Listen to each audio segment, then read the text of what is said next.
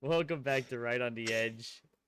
My name is Derek. This is Megan and Nick, and we're gonna watch some stuff about fairy lore from the Celtic Monstrum, or a Celtic Monstrum, which I guess just means monster.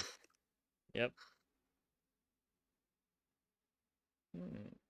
Yep. And in Celtic lore, a monstrum or monster can refer to figures such as Tuatha de Danann, a race of otherworldly beings who are viewed as gods or ancient inhabitants, and whose members were later perceived as fairies or the other crowd. Now, I just brought that up because I was curious. Now, we'll just, I guess, get into it. So there's also some, there's some scary fairies of Celtic lore that I'll share afterwards, after we watch this. Maybe I'll show it in here, so maybe I won't have to. Fairies are everywhere and seem to get into pretty much everything. They can be tricksters or guardians, jealous or benevolent. Some of the oldest fairies of the land are the fae folk of Irish, Welsh, and Scottish Celtic traditions. These fairies of Celtic traditions trace their origin. Hey, you know what, man? We might not have much, okay? But we got fairies. You guys like Tinkerbell? Stop culturally appropriating us. Shut up, Derek. Back to an I'm pretty sure that race the of fae that they otherworldly. have in Tinkerbell are very different. Nicholas, I'm just... Tinkerbell's black now. Yeah. For no reason. Hey, man. No, she's not. We all know. Okay? We all know. Everybody knows. We all know. We all know what Tinkerbell is. She's a fairy. Hey, let's watch royalty. Yeah. The Tuatha De Danann. As fairy nobility. Hey, I told you. Tuatha De Danann. I knew it. The Tuatha De Danann were alternatively seen as gods, monsters. I totally pronounced it like that. Wink. Wink. If you think I pronounced it right, like and subscribe. And if you think I pronounced it wrong, like and subscribe. Leave a comment. Point to laugh at Derek while you're at it. Shut up. And even the real ancient inhabitants of Ireland. But where did the Tuatha De Danann come from? And how did they become the ancestors of Ireland's? Tuatha De Danann. How the fuck do you go? Do you put those letters together and then pronounce it like that? It's a D-E, and you're just saying, huh. De Danann, okay? Where's the huh at? Language differences. Okay, well, it should be spelled in English pronunciations, you know? Anyway. Fairies. I'm Dr. Emily Zarka, and this... Damn, she's a doctor. That's hot. Good job, lady. Derek, shut up. Is Monstrum. In Gaelic, the Tuatha De Danann roughly translates to people or nation of the goddess Danu. According to Irish folklorist W.B. Yeats' influential folklore collection, Tuatha De Danann were trooping fairies. A fun fact, some of the people that made the biggest insights to this, one of the persons was J.R.R. Tolkien. Really? Yeah, who translated a whole bunch of old documents, and there's all these old like myths and stuff that led him to writing the Lord of the Rings. Yep. That's interesting. The more you know. Fallen angels who were not good enough to be saved, nor bad enough to be lost. They played games, held funerals, and loved music and dance. Although they are known for their duplicitous nature towards humans, willing to help or hurt in seemingly equal measure. They're essentially royal warrior fairy gods that shapeshift into whatever form they wish. Damn, the Tuatha De Danann may or may not be deities and ancient. Okay, I just want you to ignore the naked chick real fast, okay? I mean, she's right there. We all like it, alright? But look at this weird looking doll looking thing, bro. Dude, I don't know. It looks like one of those creepy dolls is really giving me that uncanny valley thing. Oh, none of these things do it, right? none of this bothers me, but that right there, I'm like, ugh. It looks kind of like a godling from The Witcher 3. Kind of, bro, man. It gives you that same feeling as those creepy, like, American Girl dolls. All right. Oh yeah. I just wanted to bring that up. It says Nicholas is cheating this whole time. He's not even reacting even one time. He just looked at that naked chick and moved on. I can't believe him. Ancient Celtic Like the spiritual normal people. practices, but they are certainly godlike. Not only because of their preternatural beauty, as shapeshifters, they can appear as human-like creatures with yellowed and wizened faces, but their exceptional skills in everything from art to smithery. They're putting in this weird little creepy croak background voice for no reason. It's like, I'm an evil wizard. Wow. That's funny. You hear Magic it? to poetry set them apart. They are also called the ever-living ones, which suggests their immortality. Shanaki undoubtedly related tales of the mysterious beings in oral tradition before they appeared in written texts, likely in regard to existing beliefs in druid power and supernatural magic. But when Christianity arrived in Ireland, this ancient race of godlike beings had to be conquered, made less Damn. powerful than the Christian god by turning them into more folkloric figures, although the church seemed confused about exactly how to do that. For instance, the first written mention of the creatures appearing in the Book of Armagh in the 9th century refers to the Tuatha De Danann as the gods of the earth.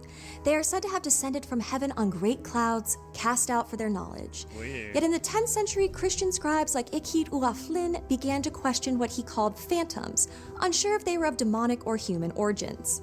Another century later, we find the first written recording of the mythological origins of the Tuatha De Danann in the anonymous 11th century CE text Book of Invasions. The text collects the so-called history of Ireland and what Bro, I mean, I kind of wish we still made maps kind of like this. Yeah. It's like sick looking, bro. They just have some fucking random ass art on there. It's crazy. Mhm. Yeah, that'd be cool. Yeah. It's so detailed too. I love it. I bet you can we would find now maps that are that have art and detail like that too. No, you probably can, but I mean, it's just like this was like the standard back then. That's what makes it fucking cool. Oh yeah, that's true. refer to as euhemerism, which is basically interpreting myths as real historical events. Ah, I'm going to do my best here, but the mythology is really complicated, so Prove bear it. with me. This is only a snippet of the whole story, so maybe we'll explore more of it in our sister show, Fate and Fabled. Get ready to take notes. According to the myth, the Tuatha De Danann arrived on a distant western mountain in Ireland. In some stories, they disembark from dark clouds so large they caused a 3-day eclipse. In other versions, they approached the spot by sea before burning their ships on land in a fire so great its smoke caused the eclipse. Either way, when the Tuatha De Danann arrived in Ireland, they found it already inhabited. Occupying the land were the Fir-Bolg, humans once enslaved in Greece, and the Fomorians, a supernatural race considered destructive deities or demonic bandits. Take your pick. Demonic Of course, bandits, a that great sounds battle awesome. ensued. The ungodly powerful Tuatha De Danann were victorious, and under their rule came a time of peace and prosperity, in part because they intermarried with the other preternatural races on the island. They ruled for 169 So essentially, what they're saying, and this is probably like some like Irish and Scottish dudes back in the day. They're like, yeah, I banged a fairy, banged the Yeah. crap out of that fairy. Woo. That's I- funny. I just- Bragging rights right there, dude. Yeah, that's what I'm saying, dude. They just got drunk one night and they're like, nah, I banged the fuck out of that fey witch. Right.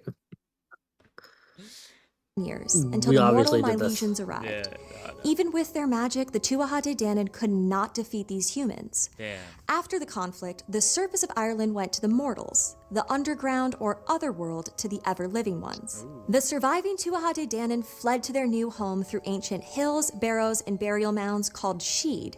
These spaces are said to be doorways for dead souls and the Fae alike. As they became more secluded and more secretive, they increasingly became perceived as less mischievous and more malevolent. Over time, the royal race of Tuatha De Danann blurred with their more broadly characterized offspring, the people of the Sheed, the Ish Sheed. These more generalized fairy folk The Ishu Sheed. The Where's Sheed. the E? The AO probably makes that. The AOSSI, huh? The Isu Sheed. The East Sheed. Even the subtitles are like the what now? The Shid? The city? See what I mean? Yeah, alright, it's not just me. Aside. It's not just me. folk are Yeah. commonly called just the Sheed, a Seed. Now they're just making this shit up. shorthand referring to the earthen mounds the Tuatha De Danann and their descendants used to transport between worlds. As Christianity grew, it's thought that the belief in the East Sheed moved further and further away from their ancestors, the Tuatha De Danann. Eventually, some even became taxonomized into different subspecies or populations of fairies, like the leprechaun, the puka, and the dullahan, to name a few. Omnipresent in Celtic folklore, the Fae folk appear in many forms and under many names, such as the Other Crowd, the Good People, or simply them. The other crowd. Sounds like a whole bunch of like emo The band good names people. real fast. Yep. From like the early 2000s. It's like, what's your band name? Was- The Other Crowd. People just don't understand us. Like, hair flip. The Good People sounds like an emo band from like the 2010s. I know, dude. It's just Yeah, it's and like them. it's like the progression. It's like the early 2000s for The Other Crowd, the 2010s emos, and then them. It's just like them. they're That's like, sort of you guys are Is just now. sellouts, bro. them. They just gave up. Bro, they're like, fuck names, man. That's not what we're about. I mean, we can't say that much. They had a band named The Who. Yeah, exactly. But they did not disappear. Many believe Fae folk are still there, a secret civilization hiding in plain sight in Ireland even today. Commonly, the other world is perceived as an idyllic mirror version of our own, but that doesn't mean the Celtic Fae folk can't be monstrous. Oh, yeah, Tradition they can. claims that if the Tuatha De Danann were angered, they would withhold important resources like milk and corn until humans appeased them with sacrifices of food, humans, and animals. This is one reason offerings of food and drink are still made to fairies today. That's true. I do know they Yeah. actually make offerings of like specifically milk as a big one.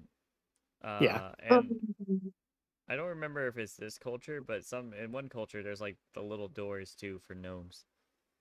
Yeah. You'll see in people's houses, like on the outside of like a little tiny decorative door. Twilight is the time Yeah, of day yeah. when one is most likely to encounter the Tuatha De Danann or the East Sheed. While not everyone encounters them, humans in transitional states are the most at risk.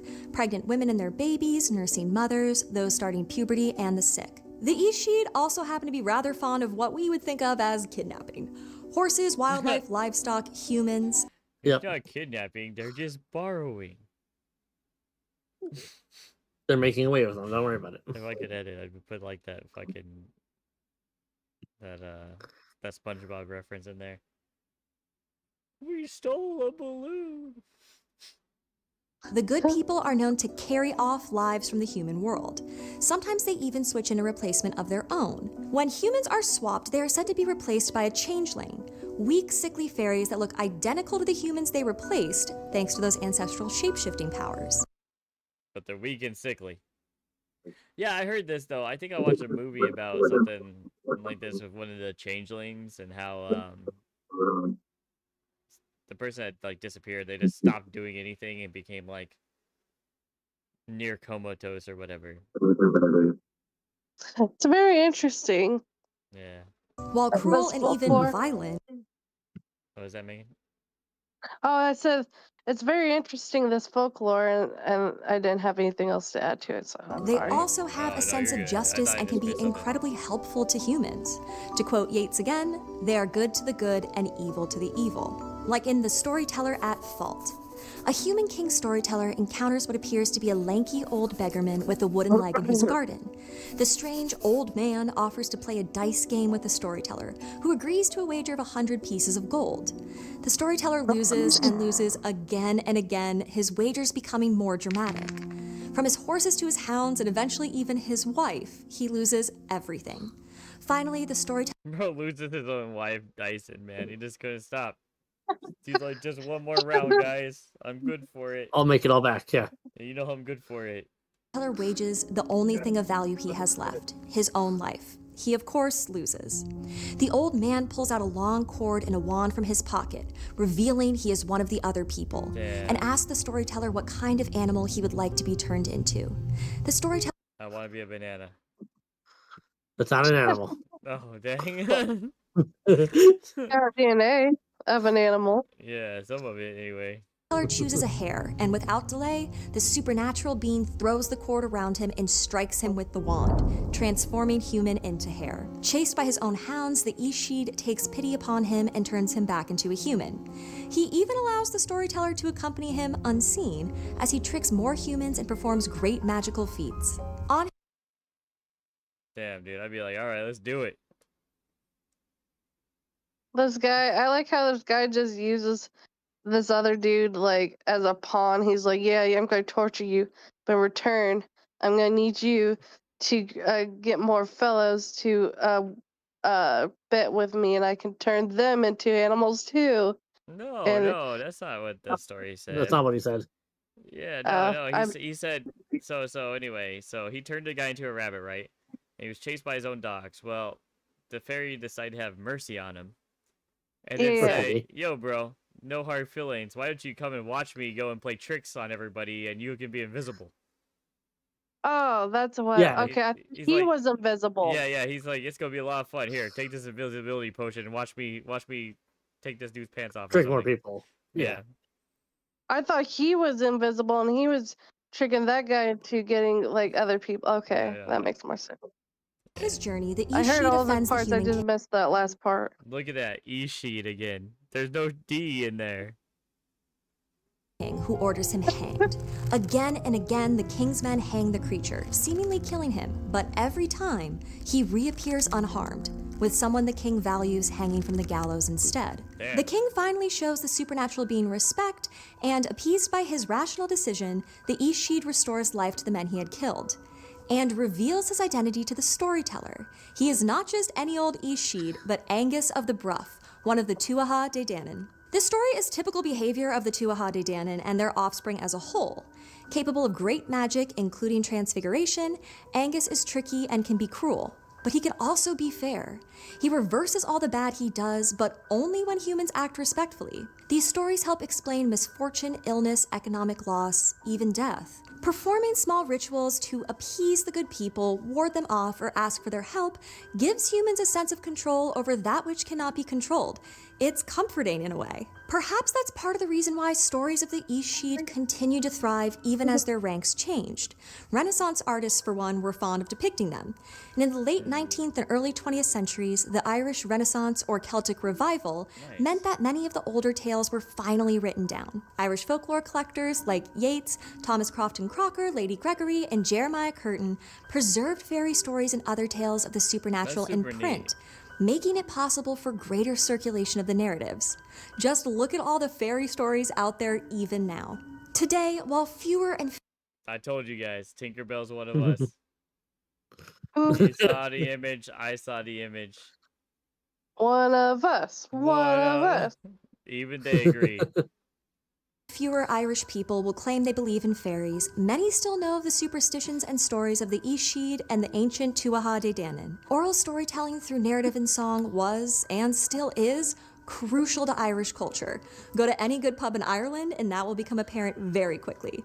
While the magical, supernatural fae folk seem best suited for the pages of your favorite fantasy novel, they are still undoubtedly a very real part of Irish history. Before you go, we think you'd love Fate and That was super duper I like that one. interesting. All right, guys. Well, if you believe in fairies, like, comment, subscribe, and tell me what you'd like to see next time. And have a good night. Boy.